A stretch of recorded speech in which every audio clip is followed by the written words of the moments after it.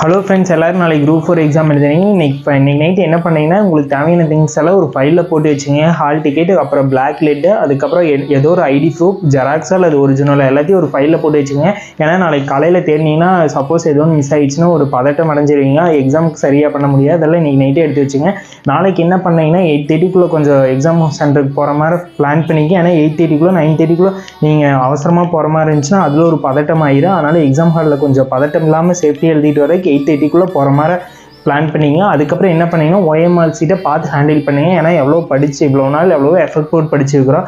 அதனால் OMR seat handle பண்ணது பார்த்து சேஃப்டியாக பண்ணுங்க. ஏன்னா OMR சீட்டில் எந்த ஒரு கரெக்ஷன் பண்ணிடாதீங்க. அதே போல் லெஃப்ட் தம்பு இம்ப்ரெஷன் வாங்கும்போது OMR சீட்டில் வேறு ஏதோ ஒரு இடத்துல வச்சிடாதீங்க.